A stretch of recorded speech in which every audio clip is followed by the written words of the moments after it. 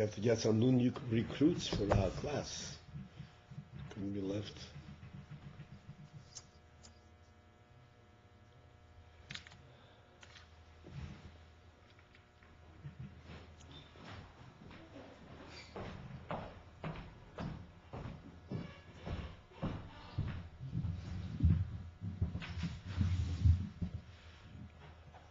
All right. So we are on top of page 193.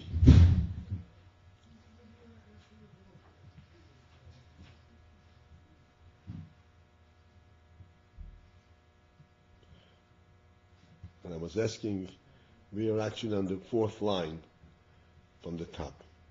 I was asking if you remember the last class, the Monday class that we had. I thought was a very important class.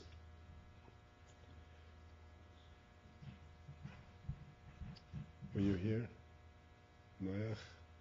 I don't know if you were here. I don't know if you were here. No, you weren't here. Because I don't remember, but now I'm not embarrassed to say so.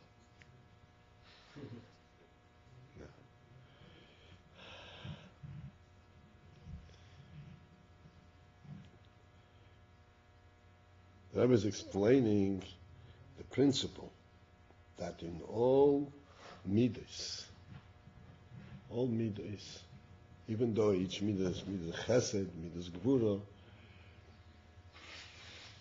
but the underlying factor, the push, the force behind the midah is not the midah itself. The force behind the midah is something which is much higher than the midah. Higher even than the seichel. It is the oineg hanefesh, the rotzen and the oineg. And the Rebbe it shows it from the moshel from Avraham Avinu.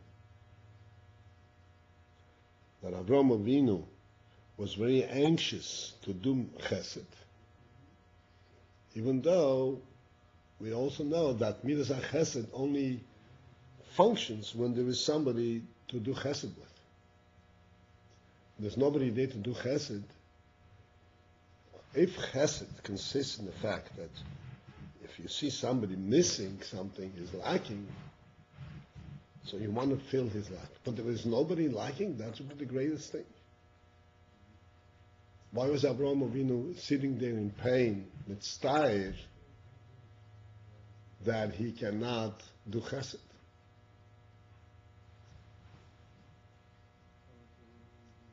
And the Rebbe answers, explains that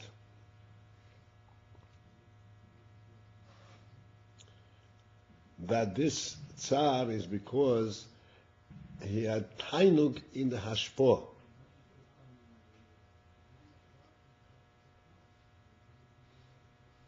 And the hashpah's chesed was not just to fill the shortage, the lack, but what the other person was missing. But the force behind the hashpah was the oineg in hashpah. The oineg that he has in hashpah. So I wished really that you would remember, because this is a very big principle. Because on the surface, this is kind of a very counter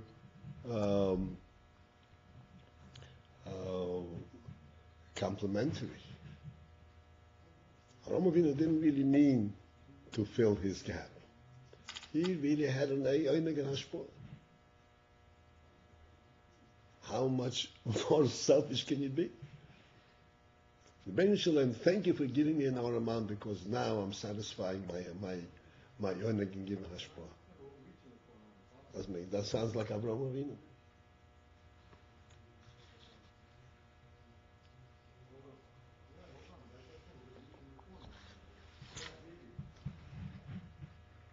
Any recollection? Yeah. Okay, please.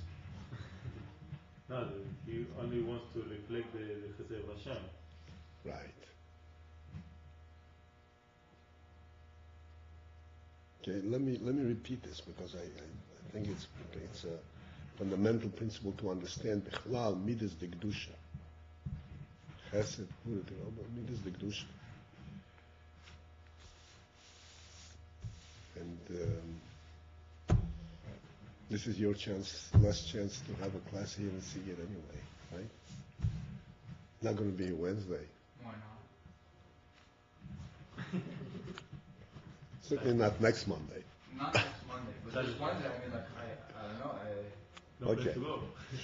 No place to go. Anyways, here's the principle. I'm repeating it because we have a chance here to get to some kind of some deep insight. There is chesed de kedusha and there is chesed de klip.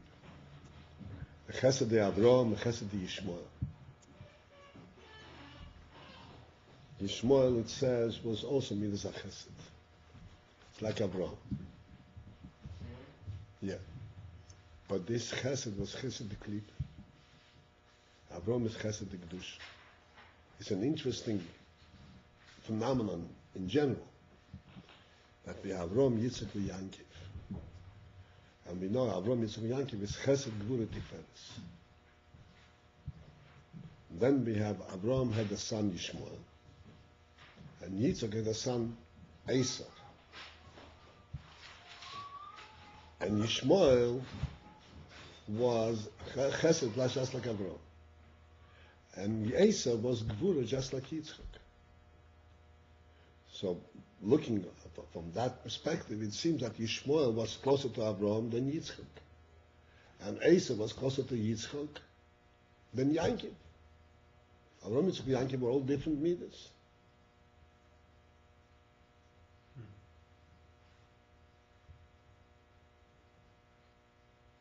And yet we say, no, Avraham, Yitzchak, and Yankiv, that is the lineage. That's the real connection. Avraham was close to the Ishmael. Yishmael was closer to Avraham. Avraham was midas chesed, and Yishmael was midas chesed. And Esau was midas gvura, and Yitzchak is midas gvura.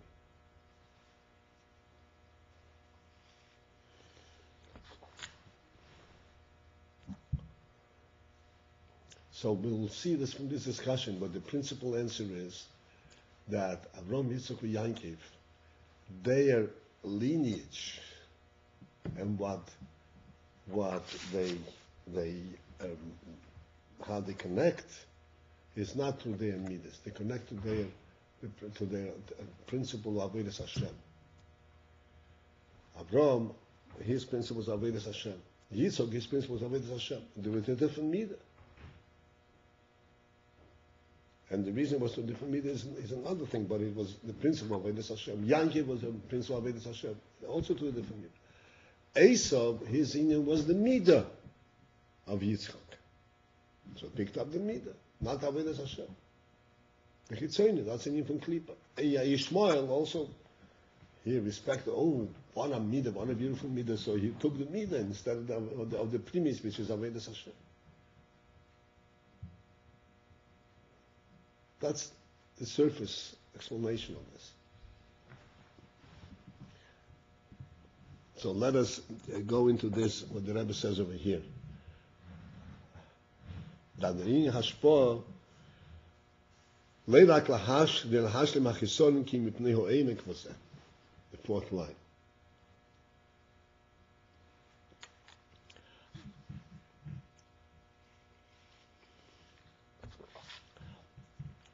Both of these inyonim, the midas chesed of Avraham and the inyan of oineg in Hashpah, both are a gilui, are a inyan that's megala lukus. It's all coming from a lukus. It's not his personal preference. What is the inyan hachesed? The inyan hachesed is like you said.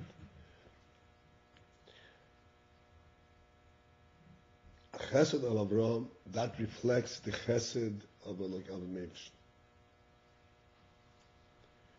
Avraham recognized Hashem's chesed in the world.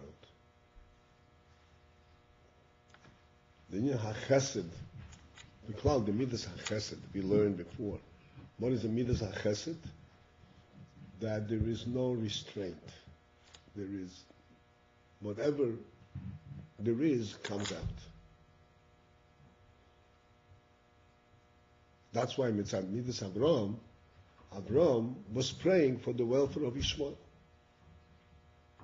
He said, because Mitzad Midas HaChesed per se, nobody in Avraham was praying to save his doim. Because Mitzad Midas HaChesed, this is Chesed.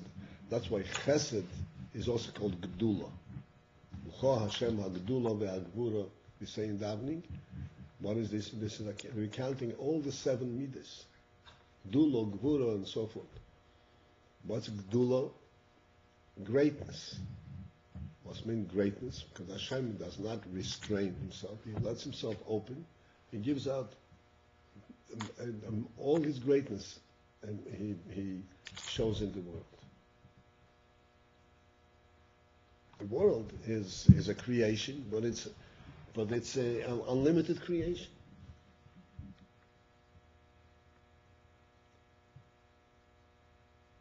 This is the Midas HaChesed. In Midas HaChesed, there is no limits.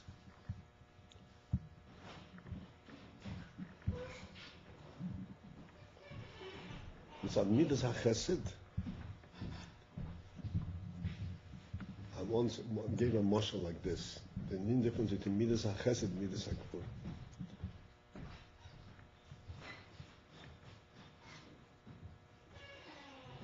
If you want to open up your treasures and give to anyone who wants, anyone who can benefit from it, without restraint, you want to give it to everyone. You want to satisfy everyone's needs. There are 2 ways of doing it. One is, if you say you have a treasure house, you go and you take the walls down. All treasure is open. Anybody comes and just takes whatever there is. It just flows out. In this fashion, not only are you giving everything to everyone, but there's another factor in this. There isn't even the sense that you're getting anything from someplace. Because there are no walls. It's just there. This treasure belongs to me, belongs to everybody. This is Midas HaChesed. It's just an open house. And this is why it's called Gdula. Because there is no restraint, there's nothing. When there is a resource limit, you know what a resource means? There's a limit of how much you can give, how much you have. Then you have to limit it. You have to give it with a measure. When there is no limit, you just open it, and it can go indefinitely. And this is where you see the Gdula. The highest in the world, unlimited. Because you have so much, it's more than they can take. If you go The point is not only, as I said, right, but you give it in such a way where you see the Gdula. You go directly to the source. You show in the gift not only what they take, but what there is. So they see you greatness. They see the greatness, and then you can take indefinitely. This is what you see in the world. This is Gdula. Then there is Midas HaChesed that comes through Gvur, which is also giving. But in order for you to get something, you have to come to a window. And you have to say who you are. And how much do you need? How many kids do you have at home? It's also given. But you have a sense that there is a giver and a recipient. And you have a sense of a responsibility for this gift. It's not just flowing. You understand? So it comes through a conduit. You know what a conduit is? Of a pathway. Avraham, recognizing the Gdulas Hashem, the Chesed Hashem in the world, and he recognized that this Chesed, this is mamash exclusively a godly Chesed. Only the Rebbeinu has the kind of Chesed. And therefore, when he sees in the world something that is short, something that's missing, something that's lacking, he says, it's impossible. In Hashem's world, anything should be missing. Impossible. So he opens up his house and says, come, you're missing, come, I'll fill your miss. I'll fill your shortage. Because in Hashem's world, there's a world that's created with Chesed, cannot be anything missing. And this is the pshat that Avram, he filled, he was expressing, he was representing Hashem's midas HaChesed.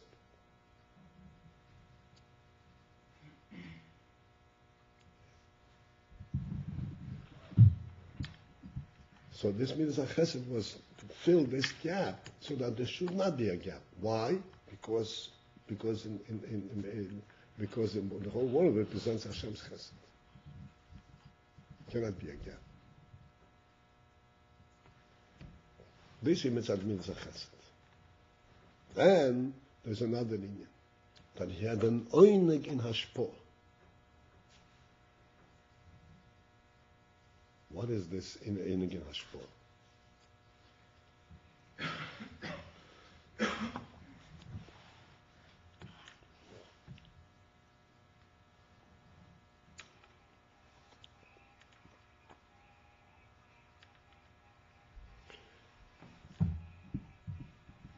This hashpo aspect is similar to the other point which I made. That when you mashpia through a window. What's a hashpo? What's in hashpo?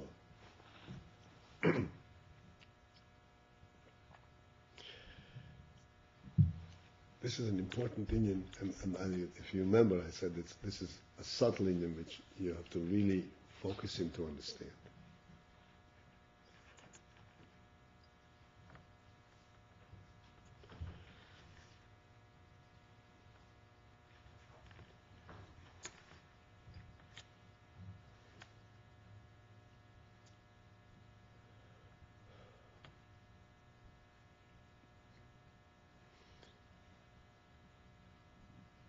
The whole inyan of the creation of the world,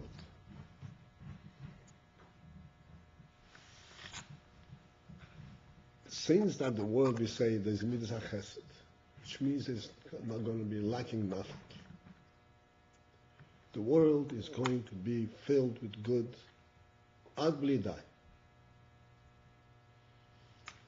Similar to the way the inyan is l'mayla. Ad bli dai. So what's the point of the creation? Creation, we say, comes through a tzimtzum. Bria, you don't see the whole truth. It's a hell of a hester. Right? Beish's borelikin has to be a hester, otherwise it's not a world. But if in this Bria there is a complete abundance, so how is the Bria any different than it was before? What's accomplished by this Bria? What is the whole meaning of Bria, of creation? So you learned here and there that the meaning of the Bria is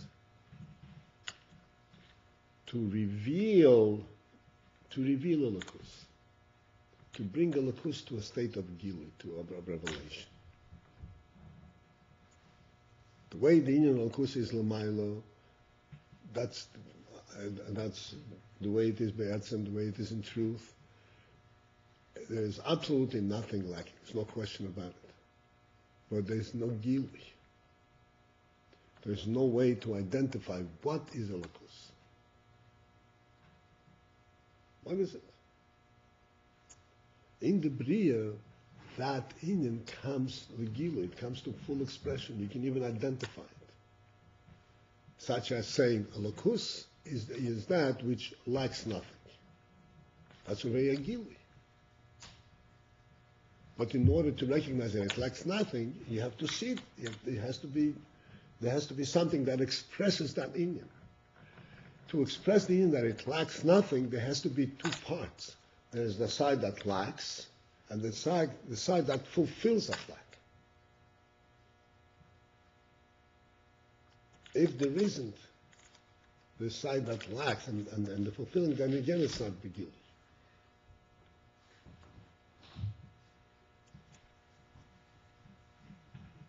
Oir and Choshech, day and night.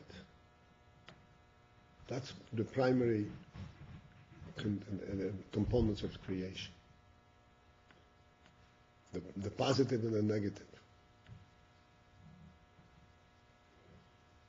Oir v'choshech, in the Bria, the Inyan of Oir came to full expression, to full realization, to full Gilui. In other words, we can fully identify what is Oir, what is light. Even though, like we always speak, that sunlight is in abundance,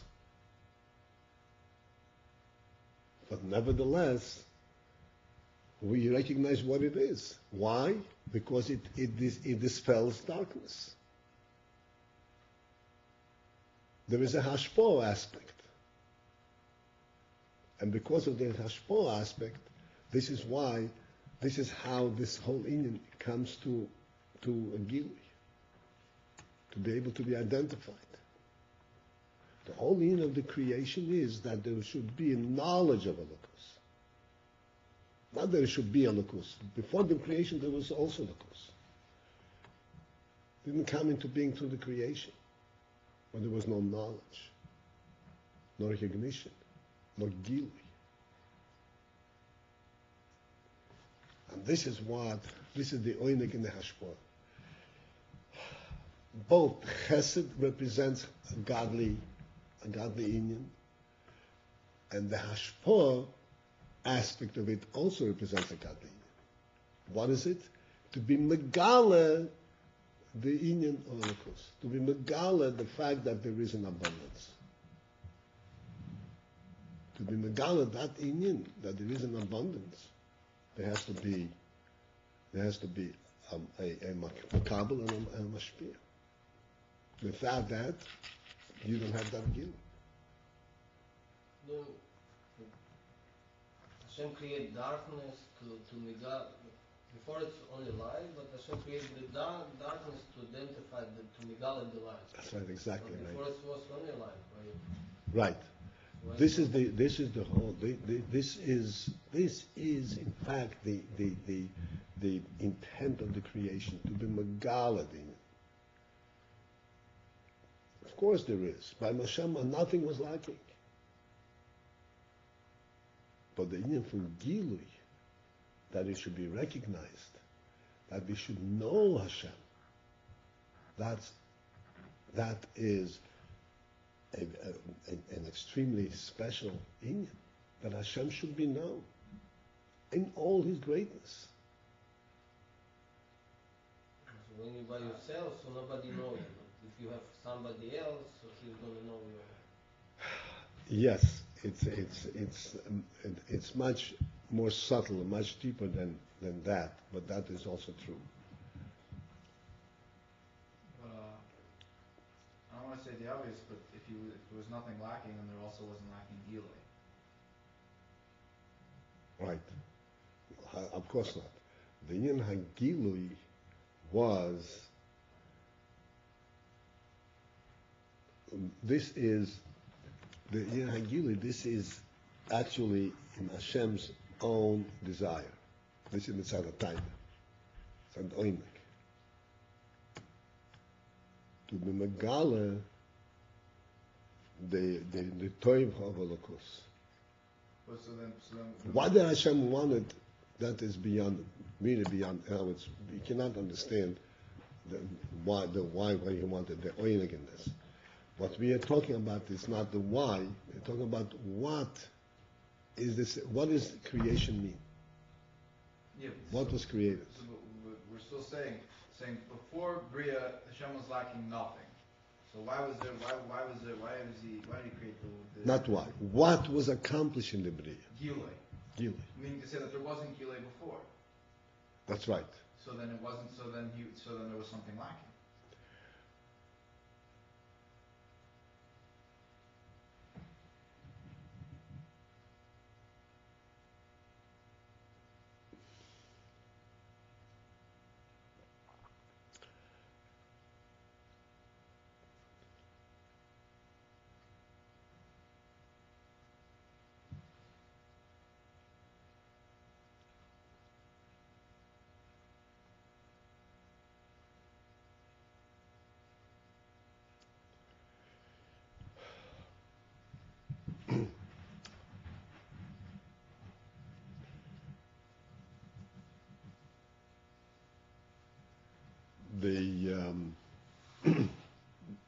L'chayr, you're quite right.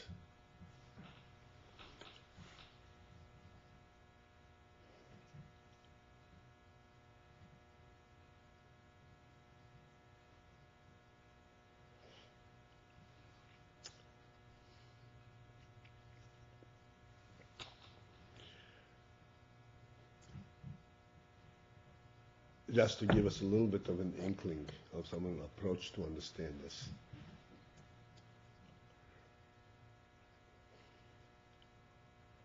Remember when we speak about seichel, we always explain that seichel is something which is drawn from the nefesh. The reason we understand it, we think of a certain thing, is because that's what our nefesh is. We understand human things because we are human.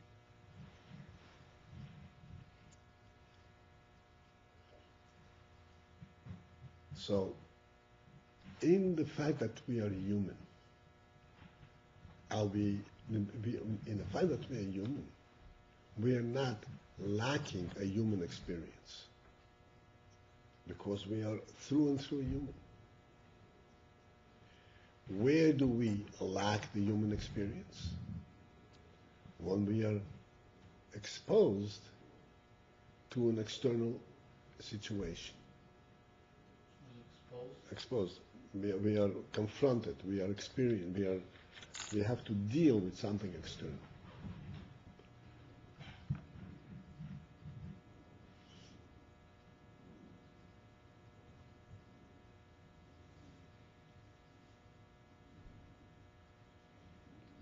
I'm sure you heard, the excuse that people have. I want to be very good. I'm going to do everything right. But this guy, he teased me to doing the wrong. This thing frustrated me and I couldn't hold my own.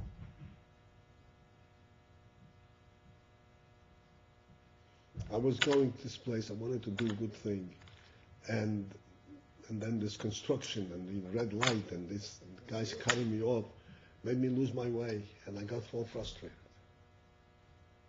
All kinds of blames.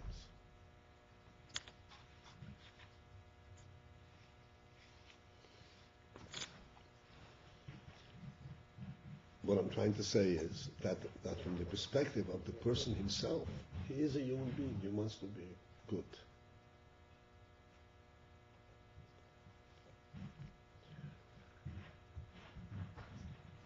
So internally, when it is all internal, he always wants to be good. But this goodness is a goodness that is inherent, so to speak, in his nature. And it is not a goodness that recognizes where that goodness is coming from. Because all goodness is coming from the source of all goodness. So that if you miss your appointment, whatever it is, You have to know that you're still part of the general goodness, even if you don't understand it. And you still have to guide yourself in your reaction and so forth. Okay. It's a little bit off line, just want to focus in that internally a person understands everything that's human. But that understanding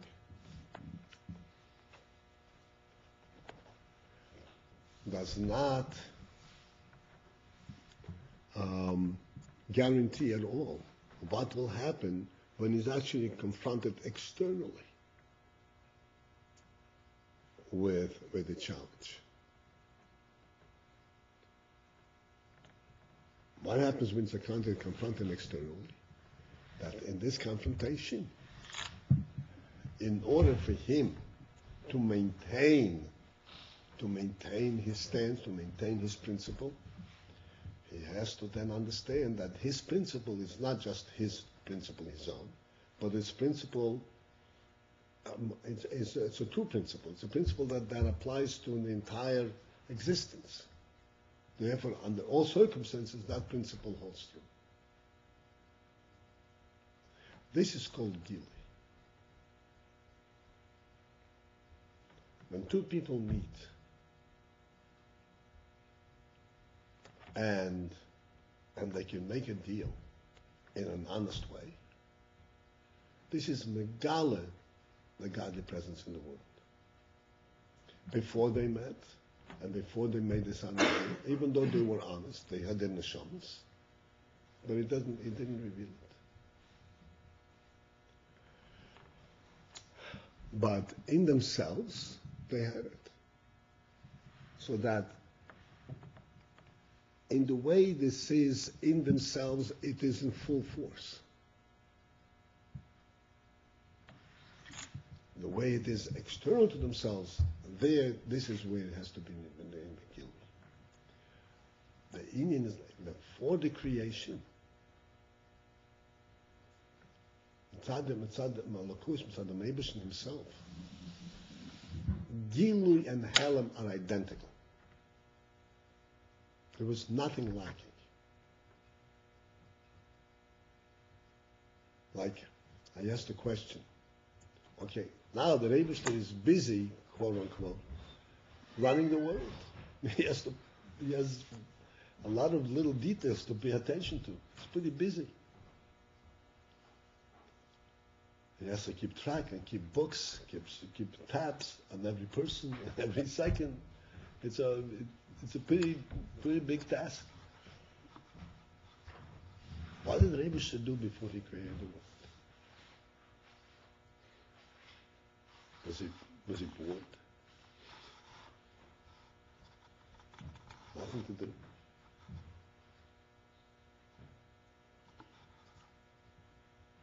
So with our, from our perspective, we're looking at it from that, we cannot understand what is the Rebbe unto himself.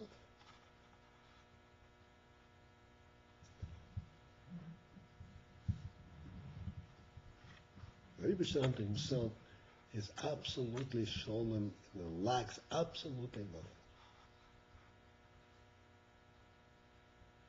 And there is Gilui and Helam in everything. And I said, the Gilui and Helam, the expression, you see, is higher than Gilui and Helam. But Gilui and Helam are identical. Sometimes when we are into this Indian, we'll talk about it, but we're not into this Indian. Just I want to answer your question. So therefore, this entire Indian is an Indian that the Rebbe wanted, ultimately, and the expression is l'heitiv libruf. He wanted to be megala, his goodness, so that the Bruim would benefit, would appreciate it. No, that the Bruim can also, so to speak, enjoy it. And have a godly life. And in order to do that, it had to be in his gala. Gilui means that we ultimately, we in our level, in our physical orientation, where everything that we can understand all has to be understood with, composed from little pieces. Mamash, so to speak, from built with physical entities. If I give tzedakah, want to be kind, I have to take a penny out of my pocket, move my hand and put it in.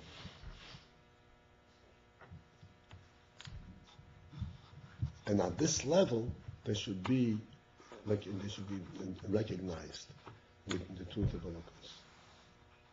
This is what's accomplished in the Gil. Not that the Eibishter himself is completely wrong. So this whole discussion, why and wherefore, is just to understand what is the Bria consistent. So it said that there is a oineg in hashpah. Why is there an oineg in hashpah? Just like in India HaChesed.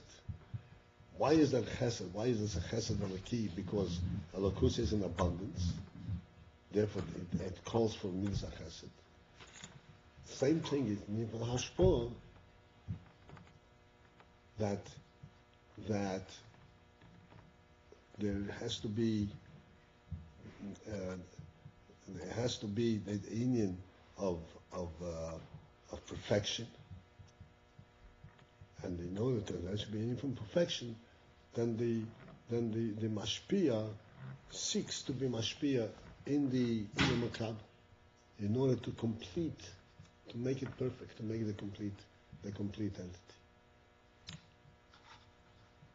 So the hashpah, the hashpah itself, is a inyan laki. It isn't only that you're filling somebody's gap, a lack, but the process of hashpah, the process of light coming and illuminating darkness, that itself is a inyan laki.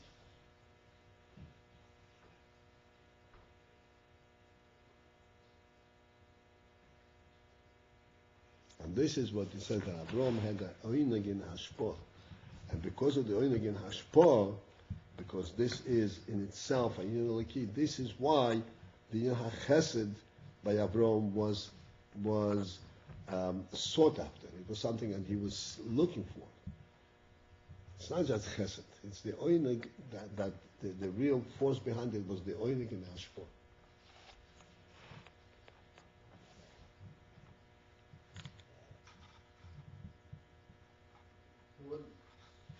What the strict border, like chesed and oinek is not two different things, right? But we can have chesed which oinek and which out oinek. Chesed and oinek are two different things. Chesed is a midah, and oinek is an essential thing, and is a makif. Chesed is a pnimi. So Abraham. Chesed is an action of chesed. So Abraham have chesed one and oinek two. Right. And what the Rebbe is explaining is that oineg is the background and the force behind all midas.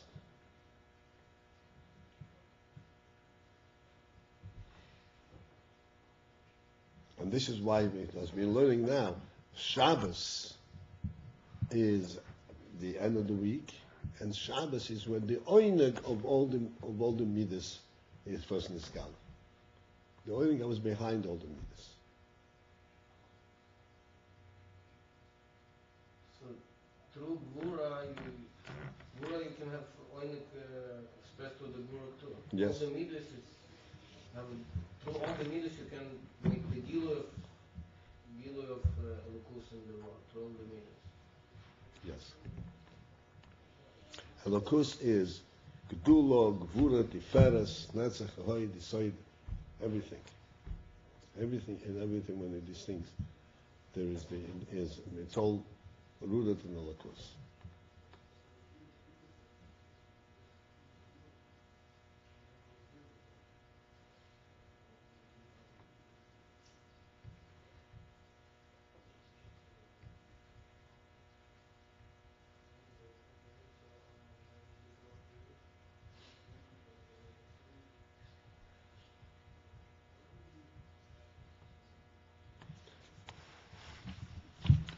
All right. The Kohen Gadol, the Kohen Gadol after the Avodah, he used to come out and read Parshas in the Torah. The Kohen, in Kippur, and Kohen Gadol did everything. And he was the Balkoira, he was everything. So you need to read Parshas in the Torah. And after that, he would stand up and he would say, Yoiser mimashe korosi lifnechem kosov kam. That in this Sefer Torah is written much more than what I read for you. People should know that this is just a little sampling, this is not the whole thing. So I'm saying to you also, Yoiser mimashe korosi lifnechem kosov kam. But everything we have to limit ourselves.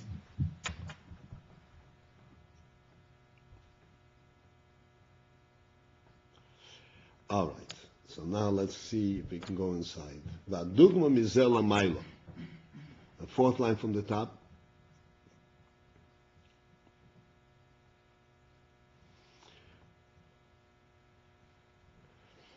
That this inyan lamailo, that we said that the inyan, that the oineg is behind all the midas.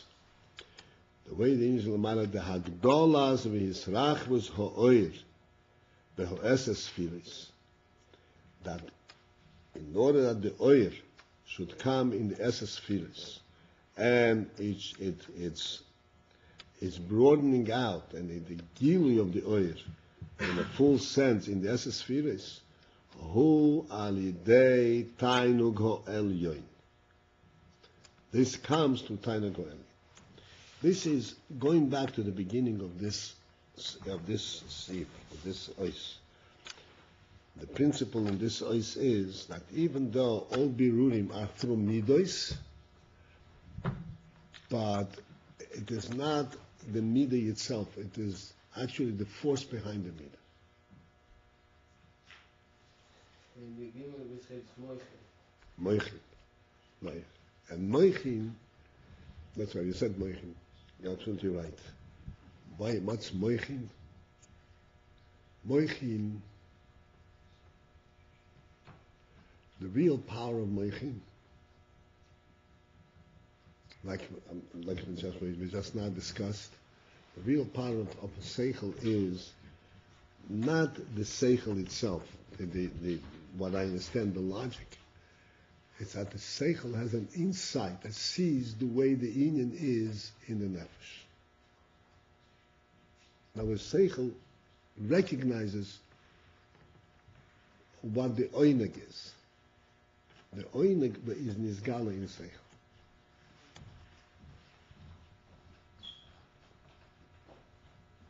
Seichel is like the window through which oineg comes into midas. So we feel oineg in the session, not in the windows. Obviously, oineg is like market. There's no oineg everywhere. No? Right.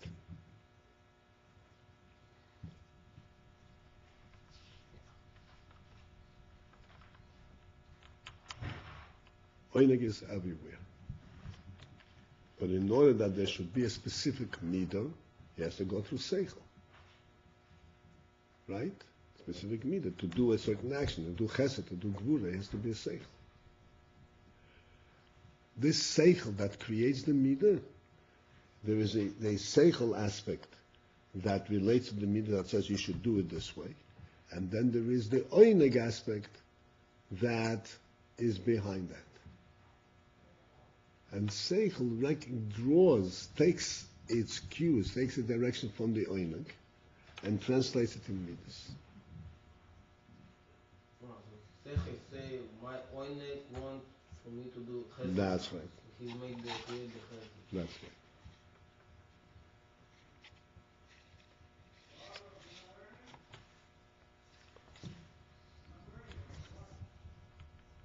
This is why we said before that if you have a seichel comes out that you should act in a certain way, really it is not just the seichel that says it.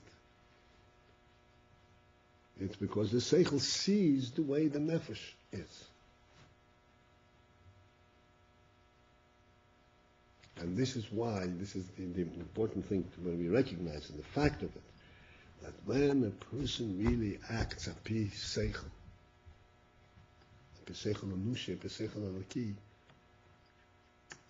the satisfaction and the feeling that he has for it is not just, oh, I'm doing the right thing. He feels completely comfortable in it. In other words, it makes sense way beyond the reason that the seichel presents. He fits right in because his nefesh fits right in. You understand what I'm saying? Seichel only translates what is the right thing. Like I give you the example, right? You're standing in the subway car. People open up. And you say, what am I going to push the people? I'll wait and let them come out and I'll go in afterwards. So that's logical. But the sense of it is much more than the logic. I feel I acted like a human being. It's much more than the practical thing that the seichel produced. Because this whole seichel comes from the fact that from a human sense.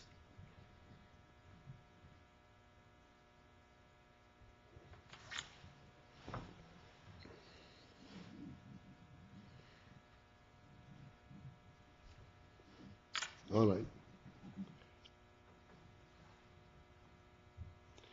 So the Torah's oiba is a spheres and the time ago early. V'zehu,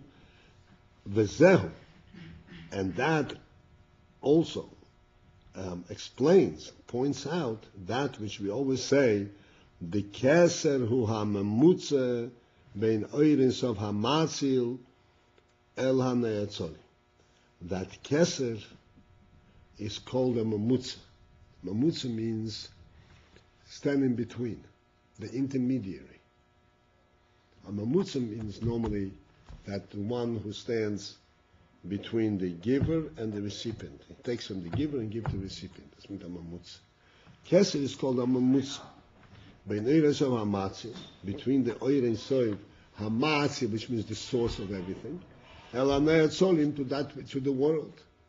Even though Atzilus is a godly world, but it's also a world. Atzilus, there is a sense that things are coming there. We once explained the difference between Matzil and Netzolim. Matzil is, this is the way it is there all the time. And in the world, there's always a sense that you are receiving it from someplace.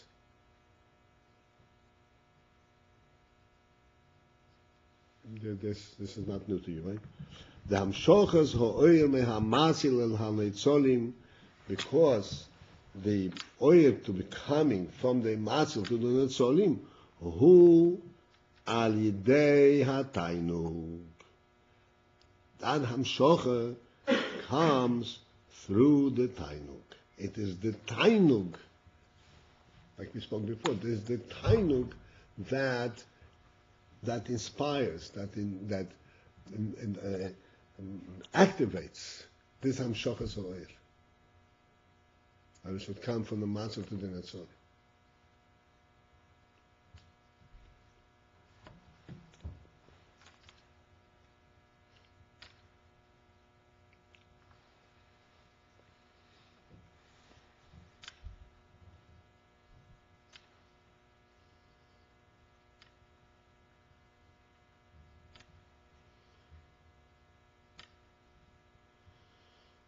One more line and then we'll discuss it even further. Ubisfiras malchus, and therefore, in Sfiras HaMalchus, Shoshom hu his gabrus ha'hamshocha.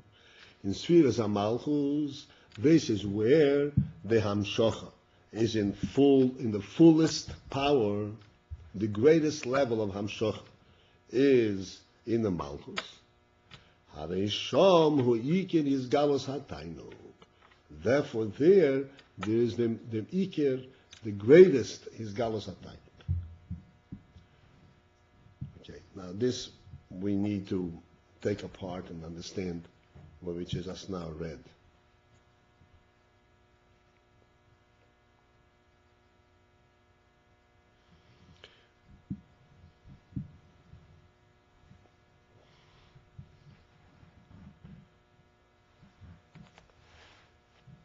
We'll speak about the nefesh, and from this we'll go back. In the nefesh also,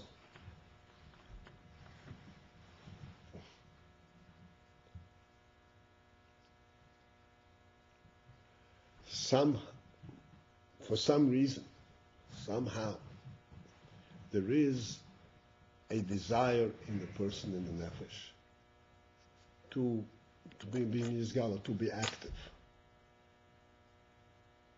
It's not enough for a person to know I'm a human being. So what? So what is a human being supposed to do?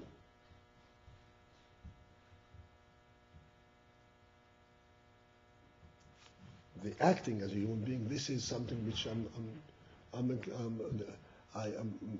pushed to it. There's some kind of an oineg behind it. This oineg,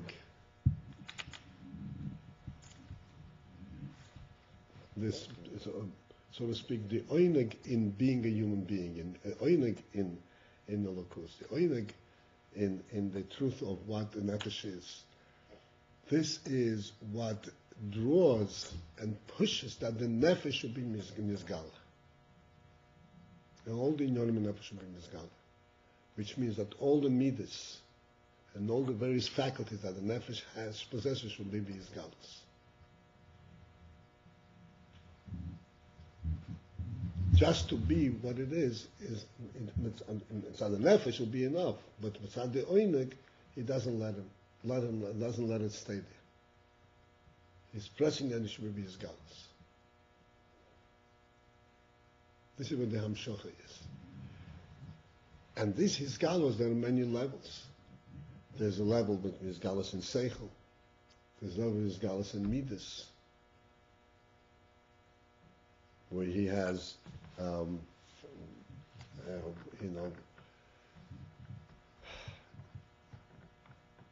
a feeling of chesed, a feeling of kindness is also a valid and important feeling. It's something a person experiences, because it's also a gilui hanefesh.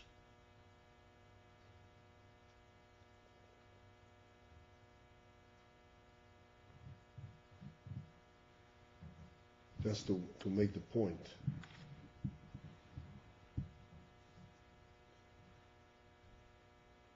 Sometimes we see a person, Rahman Islam, a tragedy. It's really a tragedy. Like the story that the Indian, the Maisi in India. Huh? A tragedy.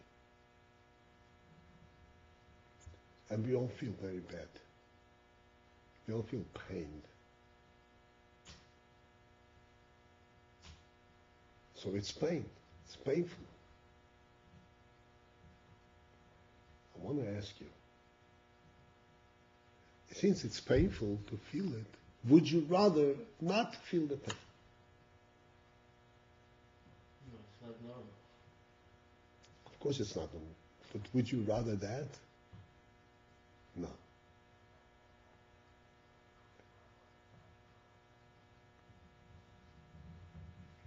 You have an oineg to reveal your human qualities, to experience human qualities. Feel the pain, even though it's painful. Sometimes it's so painful you can't find a place for yourself. But you'd much rather feel the pain, because it's the oineg hanefesh, than chas v'sholom not to feel it.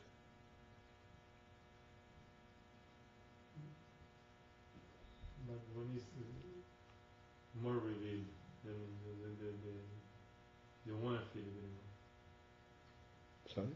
So there's a point when someone feels so pain that rather don't have it. No. He has to know how to deal with pain. He has to know how to deal with pain, but not to feel the pain is not something that anybody wants. If he can't deal with it, if his mind is not capable of holding it, then you have to look for ways to direct him. You know, in today's world, and I use the opportunity to bring to the surface certain other thing.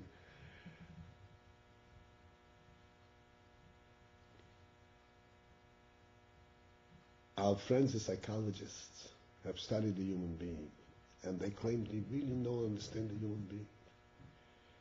And they say that all tzoros and all discomfort comes from the person, from the fact that the person feels embarrassed when he is doing something inappropriate. He's shamed. You know, he wears clothes because he's ashamed. So they tell him, don't be ashamed.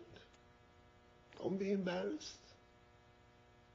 This shame and embarrassment, this is all a false thing. This is because you were told to be ashamed. This is not real. And this way, they're doing a human being a big favor that he doesn't feel shame and doesn't feel embarrassed. And whatever else.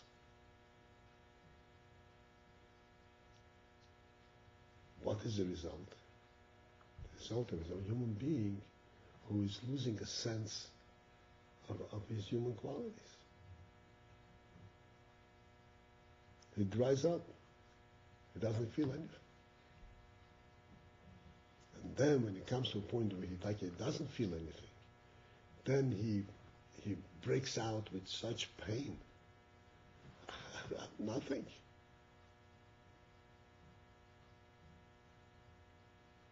The Shema Nefesh doesn't express itself. So all of these advices, don't feel pain, don't feel this is totally counterproductive. Because all of these things are good, have to be used for good purposes. And sneers and all these things are very positive qualities in the human being. Animals don't have sneers, but human beings do have sneers. This is part of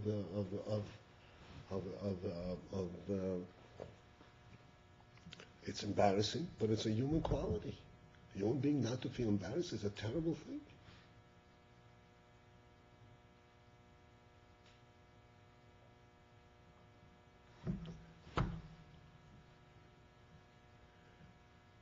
So all of these madregas, the Matza Chesed, Matza Gura, all these feelings are an expression of the nefesh. They're real feelings of a Gilui HaNefesh. And therefore there is an aspect of oineg in this. While you are in pain, there's an aspect of oineg. I'm alive. I feel. I recognize. It's hardly oinig. This is why this is how all of these feelings have come to Gilui.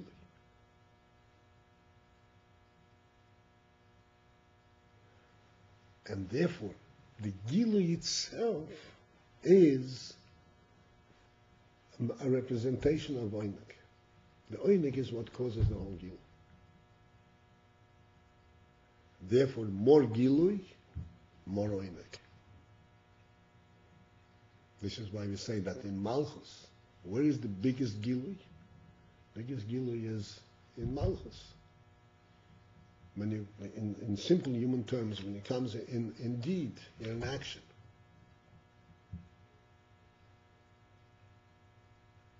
When you feel, you see somebody is in need of help, and you feel the pain for him, there's an oineg underneath that. But there is not comparison as to when you get up and you go and you help him. You take away his pain, his suffering. And this oineg is not just because you did the mitzvah chesed, but this is because your nefesh is in the greatest state of Gilui at that time.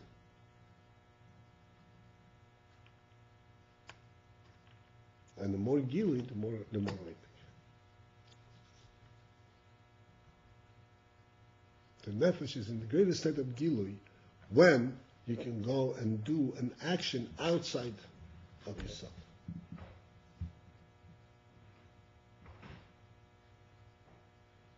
What's the real Gilui? It's completely outside.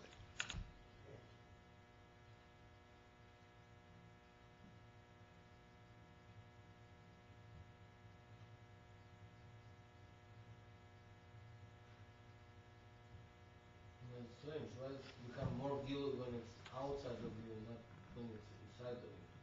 Because that's what we explained, the principle of Gilui. Gilui is not just your feeling and your experience. Gilui is expression. But you can identify exactly what it is that you want. The more you can identify, the more Gilui it is. It should be like inside of me, I exactly know what I want. Exactly know what I want. But So as long as it's inside, it's not fully Begilui.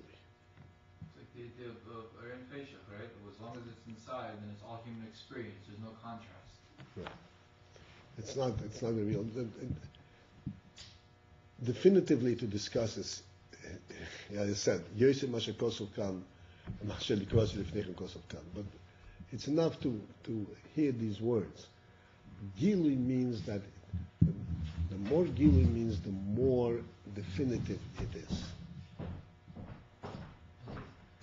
it come out that I by myself don't know so much myself. When I do something, then I recognize I know myself more than I was. That's exactly right. No, you experience yourself. You know, the Nefesh knows everything. But in terms of Gilui, in terms of the experience of Oinig, it comes much later. And, for instance, you yourself would experience that if you learn something and you understand it, and you have Oinig and you understand it. But when you sit down with someone else and explain it to him, your Oinig knows no bounds. Completely different. Why? Because it's even more guilt. When I explain to somebody else by myself, that's so much more better. Sorry me? When I explain to somebody by myself, I understand much better than before. What aspect, what is this, what is added in this understanding? The idea you had before very clearly. What's added in that understanding is the Gilui. So now I know for sure I understand. No, you knew it before. Now you have a Begilui. That your understanding is not only because I understand, but because it's a reality in the world. I can even show it to you. So before this, it wasn't so much big deal. Right. If it's not so much big deal, I'm not so sure I understand perfectly. No, okay, there are two things. You're sure of the truth of the Inyan, but you're not so clear in terms of understanding it. What I mean, it's not fully beginning. You're sure of the Inyan from yourself. For yourself, you wouldn't even pursue it anymore. Okay, I understand it. But it's not Kam Begilui. The difference between Gilui and not Begilui is that before it's Begilui, it is your understanding. It's not a universal understanding. When it's Begilui, it becomes a universal understanding. That's when it becomes a real Metzias. And this is where it's the real Gilui, and that's when there is the greatest Oineg. Because it is the Oineg that forces the Gilui.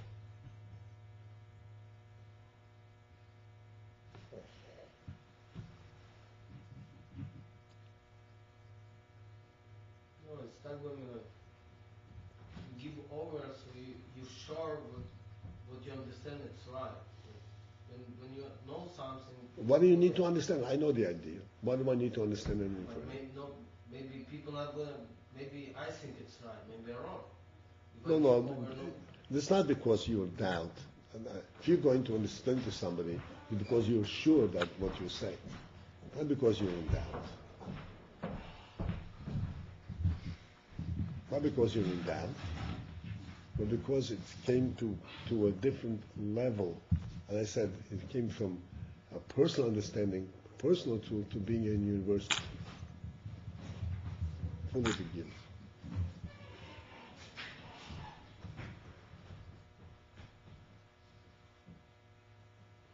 But if person is part of a universal, so what is what the difference go out of him? So it's out of him. He's part of a universal too. Right. Except, that's true. Except that when it is inside, then it is true because my nefesh is like things like this. When it is outside, then it is true not because the nefesh of the whole world thinks like this. So it's a completely different gili. It's a real Connect presence. to universal more than so by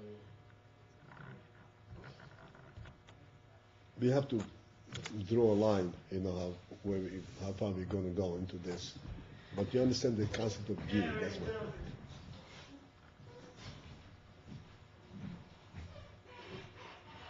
When we want to express chesed, how do we express chesed? Give somebody breakfast, give somebody tzedakah, give somebody. Once you say chesed, oh, it's a feeling.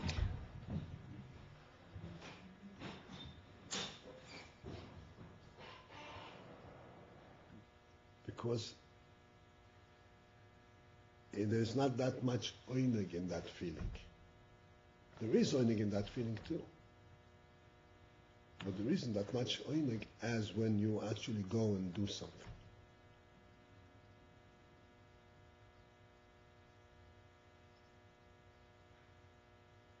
Why?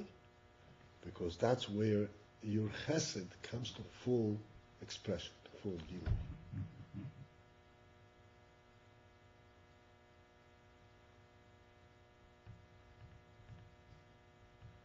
And the same thing like we said, when you explain something that you understood yourself, but now you go and explain to somebody else, explaining to somebody else, you have to take that idea completely away from yourself and make it an entity that exists. It's not based on your cycle, it's based on the truth. And then it comes to full guilt. It's like somebody figures out, has on paper an idea how to make this watch move. And he thinks about it, what an idea, terrific. And in his mind, he has proven to himself that this can work. Then he goes and he actually builds it and makes a watch. At that time, he has a completely different excitement, different experience completely than when he understood it to himself. why he's excited. Because this is his idea came to full expression, to full gilui.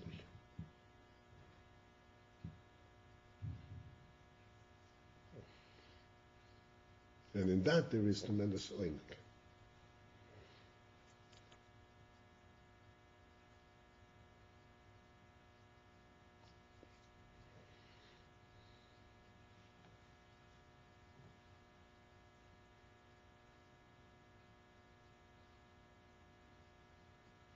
So it's not only because he's can benefit from this, he's only because he's accomplished something.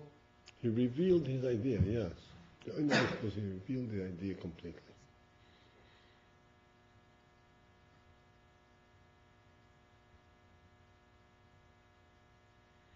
Up until the time that this was built, it's clear to him, but every time he says, I can make a watch can work, he has to explain how. Once he builds it, he doesn't have to explain how. Just, here it is. It speaks for itself. It's no longer part of my saying. It works.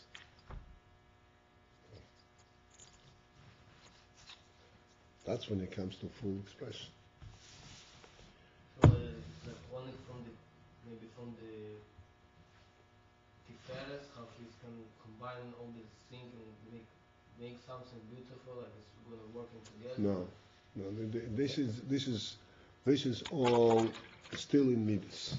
The real, like this, it's still nothing compare. This is when he is thinking about it. It's told there's chesed, there's a gura, the feres. But when he comes into action, it's a completely different thing. Doesn't think when he says, "Oh, what a beautiful thing this is," doesn't think of the complexity that went into this. He thinks of the reality of it.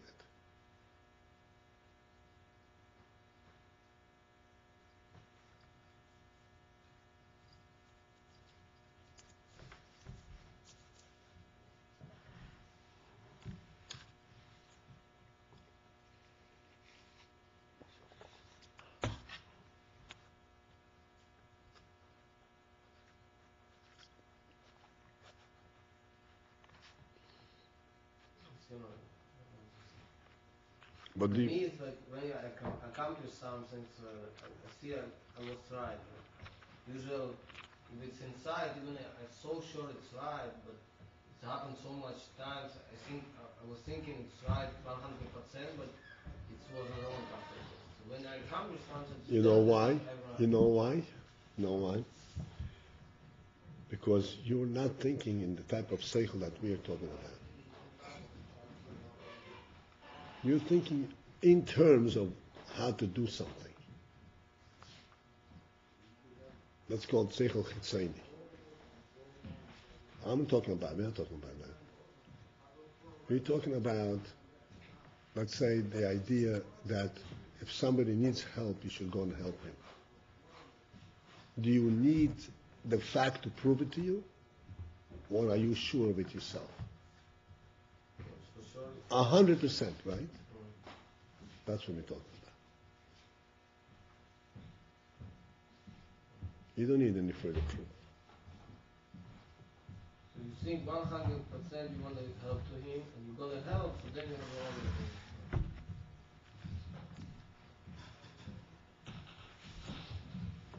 I think the world missing watch, if I gonna make the watch, it's gonna be everybody gonna benefit. It's gonna be so when it comes, it's interesting.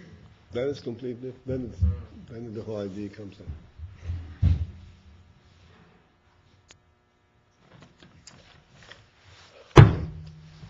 What time did that one mining over here? Very couple months. Okay, so now there was a miner, right? You coming with me, right? Change your mind? You say what I needed to do is already. Oh, sorry. No.